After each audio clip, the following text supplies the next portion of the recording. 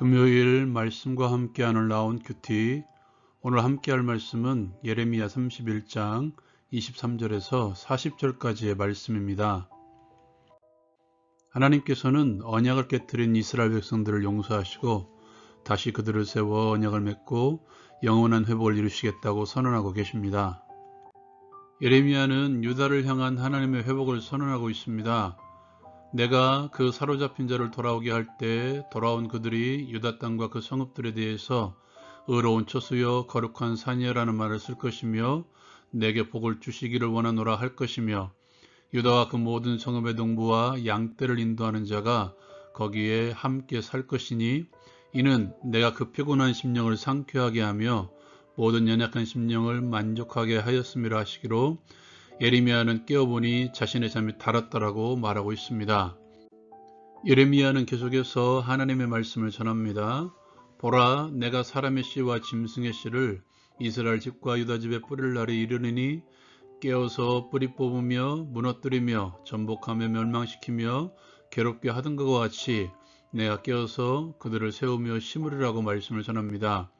그때 회복된 그들이 말하기를 신 포도를 먹는 자마다 그의 이가 신과 같이 누구나 자기의 죄악으로 말미암아 죽을 것이라고 말을 합니다. 예레미야는 이스라엘 백성들과 새롭게 언약을 맺을 날이 이를 것이라고 전하죠. 그 언약은 출애굽 때의 언약과 같이 아니할 것이라고 말합니다.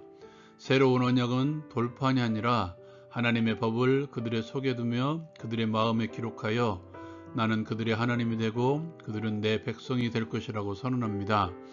그들이 다시는 이웃과 형제들과 더불어 여호와를 알라 가르치지 않아도 된다고 말하죠.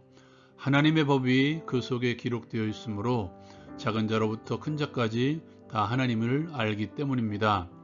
그들의 악행을 사하시고 다시는 그 죄를 기억하지 아니할 것이라고 하나님의 말씀을 전합니다.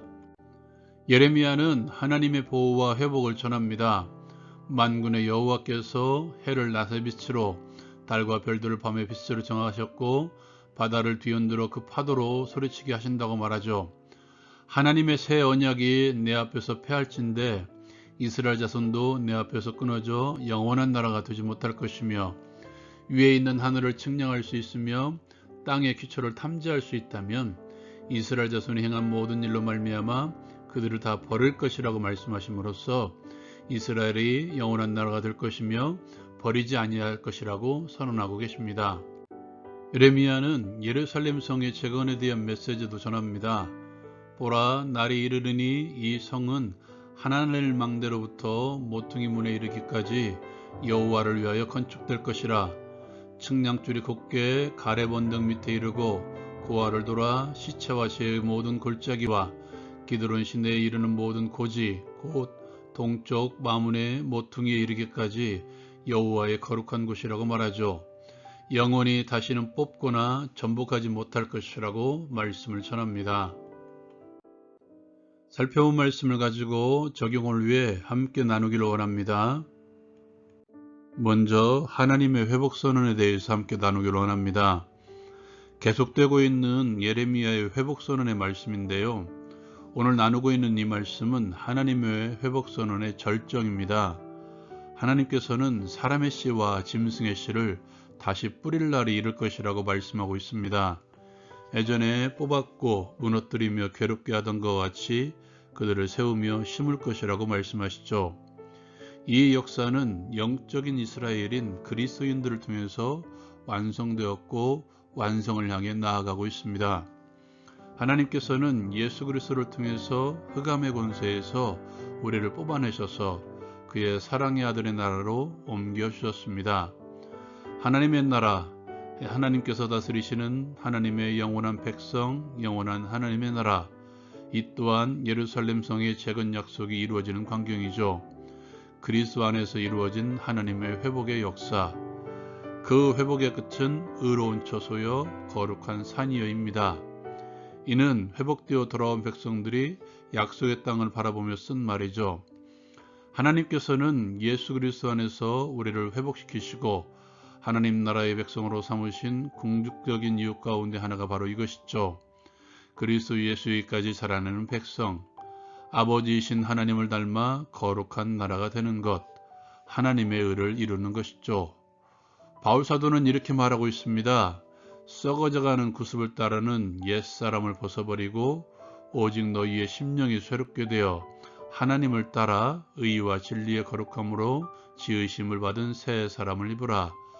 그리스도 안에서 새로워지는 새로운 피조물, 새롭게 창조된 그리스도를 닮아가는 하나님의 자녀들, 거룩하고 흠이 없는 자기 아들들로 삼으시기 위해서 부르신 것이죠.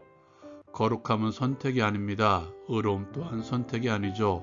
그것은 우리의 삶이어야 됩니다. 의로움과 거룩함에 이르는 하나님의 친백성으로서 살아가는 것이죠. 그러한 백성들과 하나님께서는 거처를 함께 하실 것입니다. 함께 살아갈 것입니다. 이를 위해서 하나님께서 이스라엘 백성들과 그리고 우리와 새 언약을 맺으신 것입니다. 두 번째로 나눌 것이 이것인데요. 하나님께서 맺으신 새 언약에 대해서 함께 나누기를 원합니다. 이스라엘과 맺은 첫 언약의 말씀은 돌판에 기록된 말씀이죠. 하나님께서는 그들이 말씀을 깨뜨림으로써 언약이 깨진 것을 상기시키시면서 이제 맺을 새 언약은 돌판이 아니라 마음속에 두겠다고 말씀하십니다. 누구라도 깨뜨릴 수 없으며 마음 가운데 기록되어 있으므로 지울 수 없도록 하신 것입니다. 이 또한 예수 그리스도의 대속을 통해서 이루어지게 하셨습니다. 하나님께서는 예수 그리스도의 십자가의 대속 사건으로 우리의 모든 죄를 사하시고 어떤 법으로도 우리를 정죄하지 못하게 하셨습니다. 이제 그리스도의 십자가로 구원받은 백성들의 속사람 가운데 하나님의 법을 심어주신 것입니다. 이것은 상징적인 그림원으로 우리에게 보여주고 있죠. 바로 예수님께서 말씀하신 포도나무 비유입니다. 그렇게 하나님의 법을 우리 속에 심어줌으로써 이제는 하나님의 법을 지키지 않으면 안 되는 존재, 하나님의 자녀로서 하나님의 법을 지킬 수밖에 없는 존재로 만들어주신 것입니다.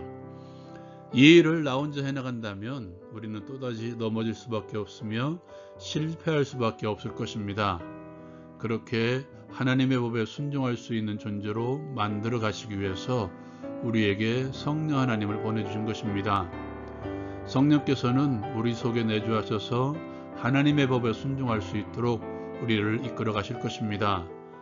하나님을 아는 지식으로 충만하게 하셔서 하나님의 자녀라면 어떻게 살아가야 되는지 가르쳐 주시고 그 길로 인도하시며 나에게 그 길을 가도록 격려해 주십니다. 나는 걸음을 옮기면 되는 것이죠. 그리스도 예수 안에 살아가면 됩니다. 그 안에서 넘어질 수도 있겠죠. 그렇다고 그것이 실패한 것이 아닙니다. 또다시 일어나게 하셔서 하나님의 법의 길을 가도록 우리를 인도해 주실 것입니다. 의로운 처소로 거룩한 산으로 설 때까지 우리와 함께 하실 것입니다. 적용을 위해 함께 기도합니다. 하나님의 거룩한 백성으로 삼아주심에 감사드립니다. 이제는 하나님의 자녀로서 거룩하고 의로운 삶을 살아가게 하옵소서. 우리 속에 거하시는 성령 하나님의 인도하심에 순종함으로써 하나님의 친백성의 삶을 살아가게 하옵소서. 예수 그리스도의 이름으로 기도드립니다. 아멘. 우리의 구원의 삶의 모범은 예수 그리스도이십니다. 오늘도 그리스도에게까지 함께 자라갑시다. 라운큐티 마칩니다.